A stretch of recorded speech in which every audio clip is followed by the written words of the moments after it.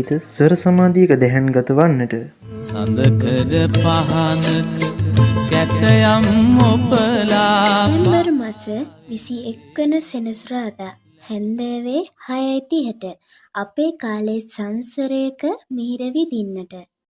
ගව්වක් ඉහළක ගොනු කොට රඳවා පොපියන දෙතොලක් එහි කැන්දෝ අහසක් ගුගුරා. ආචාර්ය සුනිල් දිරිසිංහයන්ගේ සඳකඩ පහන හදවතින් ස්පර්ශ කරන්නට ඔබත් එන්න. මේ ගමුවේ ආවේ මරියා ශ්‍රවණාගාරයට.